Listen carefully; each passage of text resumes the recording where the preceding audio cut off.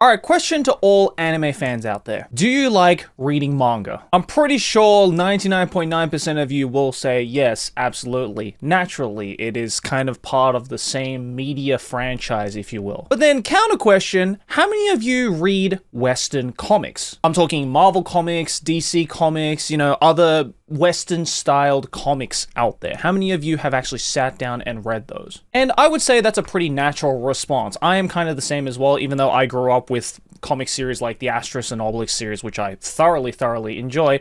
I do understand how 99.9% of manga readers aren't necessarily comic readers. It's two completely different worlds, even though they may be part of the same comic media. And in the same way as the whole dub versus sub anime argument is going to be never-ending, the same thing can be said for the manga versus Western comics debate. So imagine my surprise when I saw an article from Dexterito here, shout out Dexterito, with a title which is cut off for you guys, so I'll read it out for you all. DC Comics boss admits manga has a major advantage over Western comics.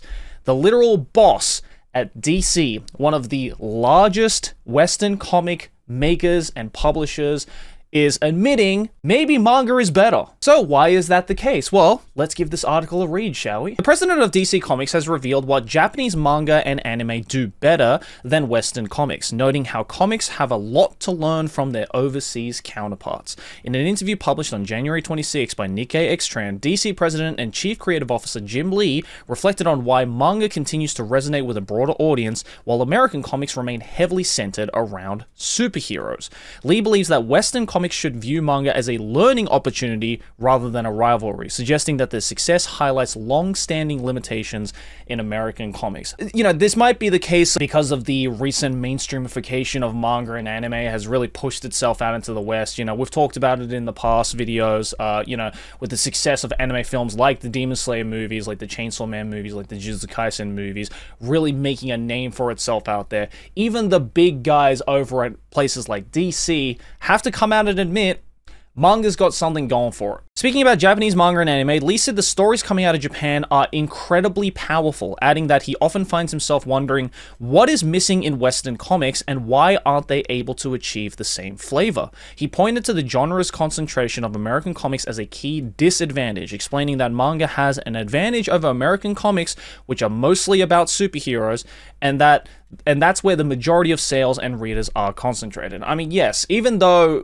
technically it is incorrect to assume that all American comics are superheroes, it is very true that the large majority of Western comics are superheroes. The Marvel and DC has really monopolized the whole Western comic market for decades and decades and decades now, for 50 plus years, I would say. And yes, it is true that superhero stories are always going to be popular. Hell, even in the manga and anime world as well, with the success of shows like My Hero Academia, for instance, or when we look at, say, regular TV shows, for instance, like The Boys, which was also incredibly popular, and I thoroughly enjoyed it, even though I personally am not, huge into the whole superheroes thing, personally. I still enjoyed the fuck out of the Miles Morales movies, for instance, so it's not all bad, right?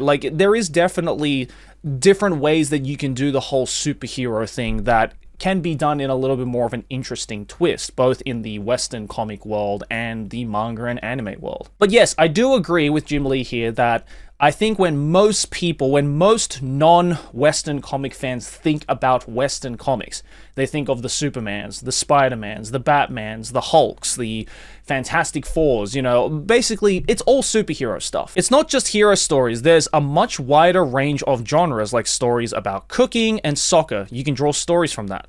So I'm very happy that the manga has been so successful, because it gives me a goal to aim for, he said.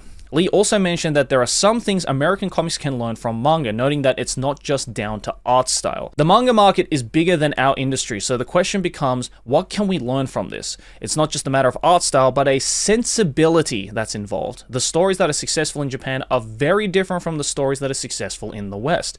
What can we learn from that? I think this is a debate that will continue forever. Now, I have a lot to say about this, obviously as a long-time, lifetime manga fan, but also, you know, dabbling into comics, because even though I don't really talk about it all that publicly, I did grow up with a bunch of Western comics as well. As I mentioned at the beginning of the video, the Asterix and Obelix series, I was fucking obsessed with as a child, thanks to my dad introducing it to me from a young age. And, you know, my dad also is a very avid collector of Western comics, as he is a white guy who was born and raised in that environment of reading comics. So I've also had the opportunity to maybe not do as much of a deep dive into the whole Western comics things as I would like to. I have dabbled in it so and so. So I feel like I have at least somewhat of a general perspective on Western comics, although it may not be as deeply integrated as my knowledge and understanding for the manga medium. But I would say one of the biggest differences between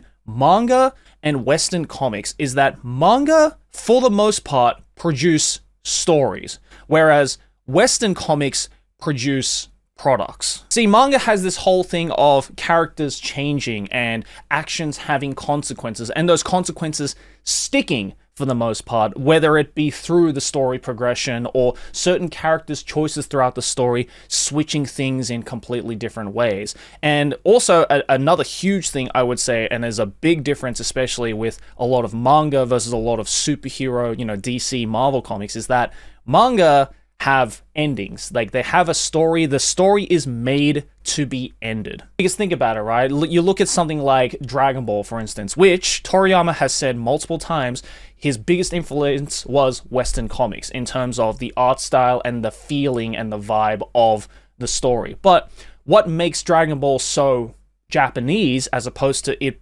having a Western influence, is that it has a universe that has an end. It has a universe that has consequences that stick, it has characters that change throughout, and it has an ending. Even though, yes, technically, you know, you can argue that, oh, Dragon Ball Super is still going. I'm talking about, like, the original manga for Dragon Ball. It has an ending after the Buu arc, okay? And most people disregard all the GT shit. Whereas you look at something like Marvel Comics or DC Comics, right? Let's say you look at, like, the Superman franchise or the Spider-Man franchise, right? They'll have a set of characters. They'll have a main character, they'll have side characters, they'll have a villain that the main character has to defeat, and for the most part, when it does get to a near end kind of thing, what do? Do they just end it and be like, all right, that's it, guys, that's the end of Spider-Man, that's the end of Superman, that's the end of Batman? No, what they usually do is they, quote-unquote, reset the universe with a completely different character or completely different cast of characters, and rinse and repeat the same kind of story while tweaking small little things to differentiate each new season,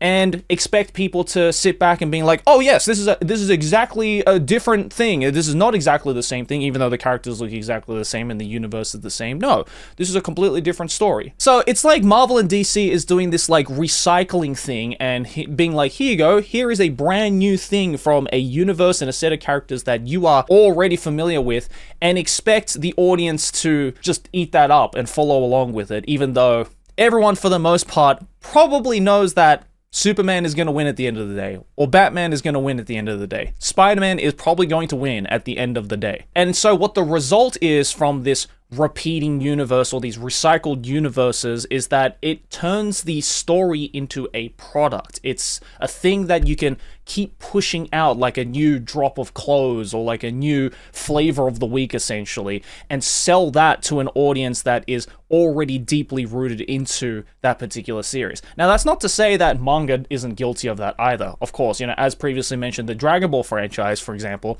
is still going even after Toriyama's passing, even after the manga ending like 30 years ago or something. When a franchise gets massively popular, obviously there are going to be a lot of spin-offs, there are going to be a lot of non-canon stories and, I guess, resetting of universes to make sure that that fan base is properly fed throughout generations and generations. I would say only a tiny majority, the top 0.1% of manga, ever end up moving from that story to product level. For the most part, most manga series that don't have the same success as your average Dragon Ball or your One Piece or your Naruto, for instance, is going to have an ending. And when it does have an ending, you're going to be left with just that story alone, and you have to rely on readers and people in that demographic to go back to those stories to enjoy them in its own self-contained way. But I would say one of the big reasons that makes manga stand out from your traditional Western comics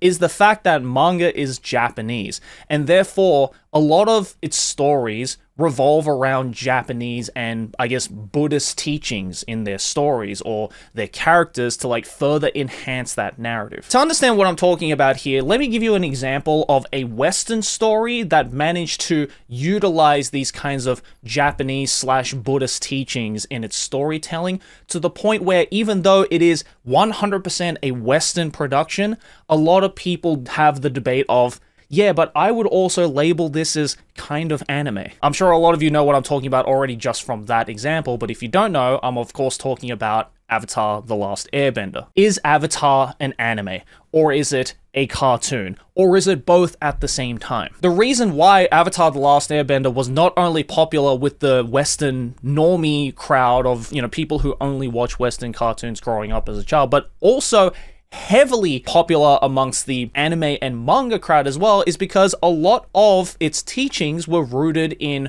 Japanese, Chinese, East Asian Buddhist philosophy in its storytelling. Things such as like this idea of impermanence, which is, if you know anything about Buddhist teachings, is a very important Buddhist philosophy of, for example, Aang losing everything to the air nomads. And now most people will use that as kind of a revenge sequence, a lot of Western stories will be like, I've lost everything and now I am seeking for revenge, in the case with stories like Batman, for instance. But in Avatar: Last Airbender, Aang doesn't necessarily look at all of that and want to seek revenge. No, he has this idea of impermanence and almost has this acceptance that his childhood is over and his past is a thing of the past and he needs to move on from it and grow from it. And it's this whole idea of, compassion, forgiveness, and this almost idea of karmic connection, if you will, that really drives the Eastern philosophy, the Eastern Buddhist philosophy of Avatar: The Last Airbender,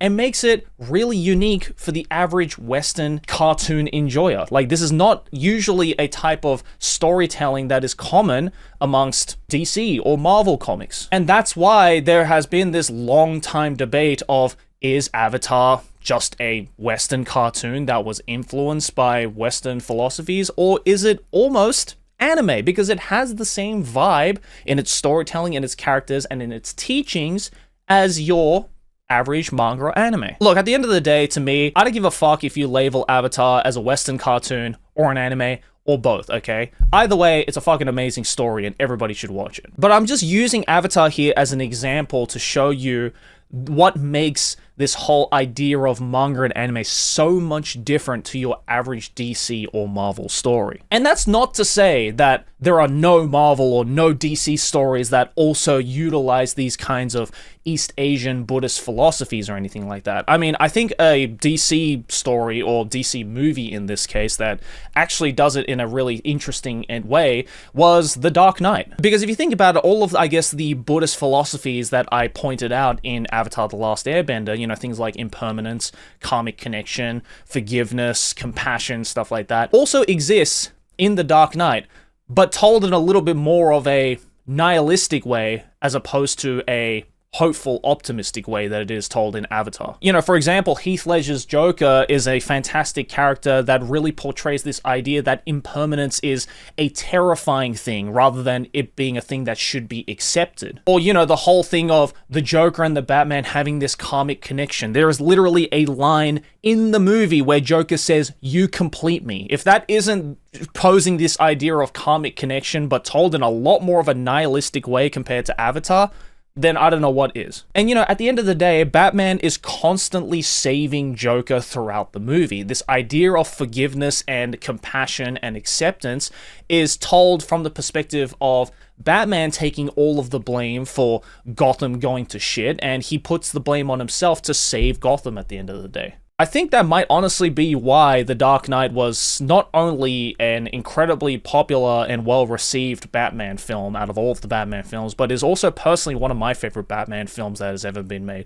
Even though I do have a soft spot for, the George Clooney, Mr. Freeze Batman as well, but that's just kind of in a memey way. Look, at the end of the day, unfortunately, not every DC or Marvel superhero story or movie uses these philosophical themes as effectively as The Dark Knight or Avatar: The Last Airbender or even your average manga or anime. They instead go for this whole good versus evil trope that's just used over and over and over again, and the basic thing is that people are just kind of getting sick of it. Like, no one is going to read or watch the 30th entry in the Superman series and be shocked when Superman wins against the bad guys yet again. It's like watching a gymnast do the same routine over and over again, except they're wearing different clothes every time. And look, I don't call myself a comic fan necessarily. Obviously, that is a field that was heavily taken over in my life with things like manga and anime, just from a personal preference. But that's not to say that there aren't comics out there that explore narratives in really unique ways. I think one of my favorite